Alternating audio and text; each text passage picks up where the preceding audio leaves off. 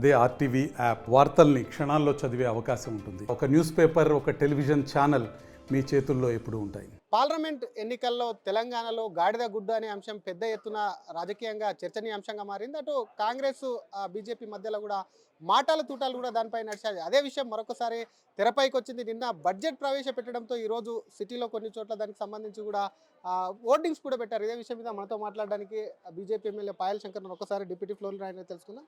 మరొకసారి కేంద్రం తెలంగాణకి ఏమిచ్చింది, బడ్జెట్లో గాడిద గుడ్డు అంటే కూడా సిటీ నిండా ఓటింగ్స్ ఇచ్చారు. దాన్ని ఎట్లా చూస్తారు అసలు? ప్రభుత్వ ఖర్చుతో గాడిద గుడ్లు హోర్డింగ్స్ ఎన్నైనా కూడా పెట్టచ్చు. గత పార్లమెంట్ ఎన్నికల్లో కాంగ్రెస్ పార్టీ గాడిద గుడ్డును నమ్ముకున్నది. ఏం మిగిలింది కాంగ్రెస్ పార్టీకి? మేము ప్రజల్ని నమ్ముకున్నాం కాబట్టి 8 పార్లమెంటు స్థానాలు భారతీయ జనతా పార్టీకి ఇచ్చిండ్రు. అసలు గాడిద ఎక్కడన్నా గుడ్డు పెడుతుందా? లేని గుడ్డును నమ్ముకుంటున్నది కాంగ్రెస్ పార్టీ. గడిచిన 10 సంవత్సరాలలో తెలంగాణ రాష్ట్రానికి 10 లక్షల కోట్ల రూపాయలు కేంద్ర ప్రభుత్వం నిధులు ఇచ్చింది. ఇప్పుడు కూడా దాదాపు 80,000 కోట్ల రూపాయలు కేంద్రం ఇచ్చేటువంటి నిధులతో ఈ రాష్ట్రంలో పనులు జరుగుతున్నాయి. త్రిబుల్-ఆర్ రీజనల్ రింగ్ రోడ్డుకు సంబంధించిన 26,000 కోట్ల పైచలకు నిధులతో రోడ్డు నిర్మించాలని ఇప్పటికే ప్రాథమికంగా ఒక దశ కూడా పూర్తయిపోయింది. భారతదేశంలో ఏ రాష్ట్రంలో లేని విధంగా భూసేకరణకు ఆయా రాష్ట్రాలే నిధుల్ని సమకూర్చుకుంటాయి.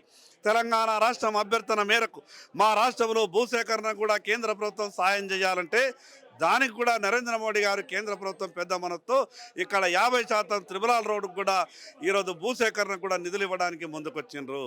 ఈ రకంగా గొప్పగా సాయం చేస్తున్నటువంటి కేంద్ర ప్రభుత్వం మీద, నరేంద్ర మోడీ గారి మీద, భారతీయ జనతా పార్టీ మీద ఈ రాష్ట్ర ప్రభుత్వం విషం చిమ్మే ప్రయత్నం చేస్తే తెలంగాణ రాష్ట్రంలో ఉన్నటువంటి ప్రజలు ఎవరు కూడా నమ్మే పరిస్థితులు లేరు.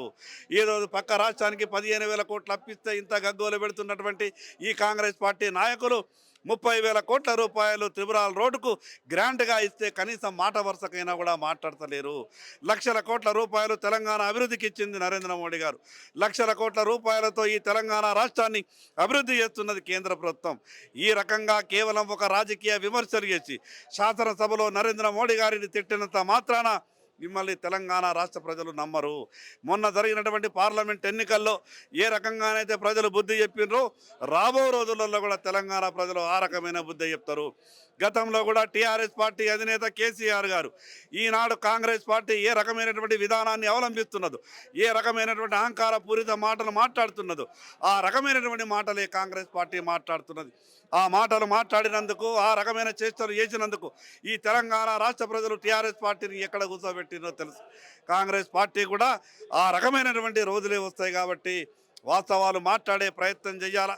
రాష్ట్రానికి ఏమన్నా తక్కువైతే అడిగే ప్రయత్నం చేయాలా. ఆ రకమైనటువంటి ధోరణి పక్కన పెట్టి నిండు శాసనసభలో ప్రధానమంత్రి గారిని, ఈ శాసనసభలో లేని వ్యక్తుల మీద ఆరోపణలు చేసి రాజకీయ పబ్బం గడుపుకోవాలని కాంగ్రెస్ పార్టీ ఉవ్విర్లాడుతున్నది. కానీ వాస్తవాలు తెలంగాణ ప్రజలకు తెలుసు. కాంగ్రెస్ పార్టీ ఎన్ని మోసపు మాటలు మాట్లాడినా ఏదో ఈ కాంగ్రెస్ పార్టీ ఏదో అధికారంలోకి వచ్చిందని, అధికారంకి వచ్చే పరిస్థితి లేకుండే, కానీ అది అదృష్టమో దురదృష్టమో ఈ రాష్ట్రంలో కాంగ్రెస్ పార్టీ అధికారంలోకి వచ్చింది.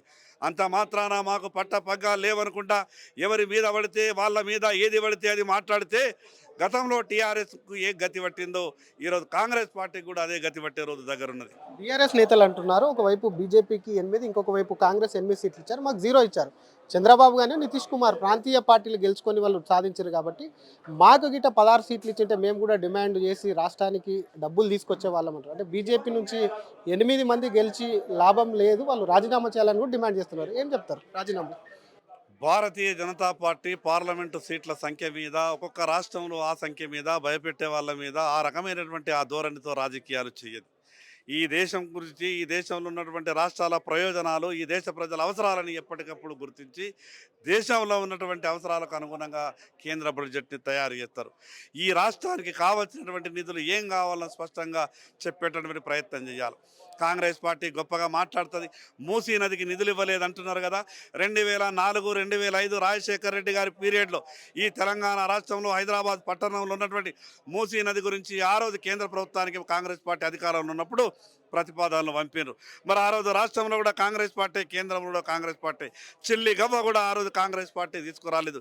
ఈరోజు మరి మూసీ నదికి నిధులు ఇవ్వలేదని మాట్లాడుతున్నటువంటి కాంగ్రెస్ పార్టీ గతాన్ని ఒక్కసారి తిరిగేసుకోవాలా. ఈ రకంగా ప్రాణహిత చేవెళ్లకు ఆ రోజు రాజశేఖర రెడ్డి గారు ముఖ్యమంత్రిగా ఉన్నప్పుడు ఈ రాష్ట్రంలో కాంగ్రెస్ పార్టీ, కేంద్రంలో కాంగ్రెస్ పార్టీ, మరి ఆ రోజు పోలవరం ఆ రోజు ఈ చేవెళ్లకు ఎందుకు ప్రాణహిత చేవెళ్లకు ఆ రోజు నేషనల్ హోదాగా ఎందుకు తీసుకురాలేదు కాంగ్రెస్ పార్టీ వాళ్ళు సమాధానం చెప్పాలా. ఆ రోజు సాధించలేదు. కాంగ్రెస్ ప్రభుత్వం యూపీఏ ఉన్నప్పుడు ఈ రాష్ట్రానికి ఎక్కడ కూడా న్యాయం జరగలేదు. న్యాయం ఏదన్నా జరిగింది తెలంగాణ రాష్ట్రం ఏర్పడ్డ తర్వాత. తెలంగాణ రాష్ట్రానికంటే అది 2014 తర్వాతనే.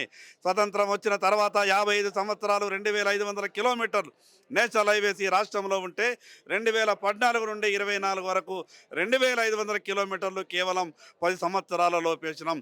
50 సంవత్సరాలలో జరిగిన అభివృద్ధి ఒక పక్క, 10 సంవత్సరాలలో జరిగిన అభివృద్ధి ఒక పక్క. ఈ రకంగా అభివృద్ధి మీద చర్చ పెడితే కాంగ్రెస్ పార్టీ నాయకులు సమాధానం చెప్పలేరు. కేవలం సభలో తీర్మానం చేసి ఈ రాష్ట్ర ప్రజల దృష్టిని మరల్చాలని ప్రయత్నం చేస్తూ ఉన్నారు. కాబట్టి వాస్తవాలు ప్రజలకు తెలుసు. ఇప్పటికైనా ఈ రాష్ట్ర ముఖ్యమంత్రి గారి విజ్ఞప్తి చేస్తూ ఉన్నాను. ఫెడరల్ వ్యవస్థలో మీరు ఒక ముఖ్యమంత్రి హోదాలో ప్రధానమంత్రి గారి దగ్గరికి వెళ్ళి సమస్యలు ఏవైనా ఉంటే ప్రస్తావించే ప్రయత్నం చేయండి. అక్కడ ఉన్నది కేంద్రంలో పార్టీ కాదు, కేంద్ర ప్రభుత్వం. ఇక్కడ కూడా ఉన్నది కాంగ్రెస్ పార్టీ కాదు, తెలంగాణ రాష్ట్ర ప్రభుత్వం. రాష్ట్ర ప్రభుత్వం, కేంద్ర ప్రభుత్వాల మధ్యన ఒక సఖ్యత మార్గాన్ని ఏర్పాటు చేసుకొని ఏమైనా ఒడిదుడుకులుంటే, అవసరాలుంటే ప్రస్తావించి పరిష్కారం చేసుకునే ప్రయత్నం చేయాలి. కానీ శాసనసభ వేదిక చేసుకొని అనరాని మాటలంటే నిధులు వస్తాయంటే అవి మూర్ఖత్వం. ఇప్పుడైనా కాంగ్రెస్ ప్రభుత్వ ఆలోచన విధానాన్ని మార్చుకొని తెలంగాణ రాష్ట్రానికి న్యాయం జరిగే విధంగా వెళ్ళినాం, అనేక సార్లు కలిసినాం, అయినా నిధులు ఇవ్వలేదని అంటున్నారు. ఈరోజు ఈ రాష్ట్ర ముఖ్యమంత్రి గారే మాట్లాడిండ్రు. 50 సంవత్సరాలుగా పెండింగ్లో ఉన్నటువంటి రక్షణ శాఖ భూముల్ని నేను ముఖ్యమంత్రి అయిన తర్వాత వెళ్ళి పర్మిషన్ తీసుకొచ్చినన్నారు. రాష్ట్ర ముఖ్యమంత్రి గారు గుండె మీద చేసుకొని మాట్లాడాలి. 50 సంవత్సరాలుగా పెండింగ్లో ఉన్నటువంటి రక్షణ శాఖ భూముల్ని మీరు ముఖ్యమంత్రి అయిన 3 నెలలకే కేంద్రం ఎంత గొప్ప మనసుతో మీకు అప్పగిచ్చిందో ఆలోచించాలా. కాంగ్రెస్ ప్రభుత్వం ఉన్నదని, లేదా కాంగ్రెస్ ముఖ్యమంత్రి ఈ రాష్ట్రంలో ఉన్నాడని, కాంగ్రెస్ ముఖ్యమంత్రి రక్షణ భూములు అడిగిండని ఆ రోజు కేంద్ర ప్రభుత్వం వివక్ష చూపిందా? ఏ రాష్ట్రాలలో ఏ పార్టీ ముఖ్యమంత్రులు ఉన్నా, ఏ పార్టీ ప్రభుత్వాలున్నా మాకు సంబంధం లేదు. దేశ ప్రజలు, రాష్ట్ర ప్రజల ప్రయోజనాల కొరకు కేంద్ర ప్రభుత్వం అన్ని రకాలుగా మంచి జరిగే చర్యలు తీసుకుంటారు. చివరిగా ముఖ్యమంత్రి నీతి ఆయోగ్ మీటింగ్కు వెళ్ళనని చెప్తున్నట్టు సమాచారం, ఎట్లా చూస్తారు? ఫెడరల్ స్ఫూర్తిలో అది పూర్తిగా విరుద్ధం. రాష్ట్ర ముఖ్యమంత్రిగా మీకు నీతి ఆయోగ్లో పాల్గొనేటటువంటి అవకాశం వచ్చింది. నీతి ఆయోగ్లో పాల్గొనాలా. అక్కడ ఉన్నటువంటి ఈ రాష్ట్రంలో ఉన్న సమస్యలు ప్రస్తావించే ప్రయత్నం చేయండి. అక్కడ ఉన్నటువంటి ప్రధానమంత్రి గారికి చెప్పే ప్రయత్నం చేయాలా.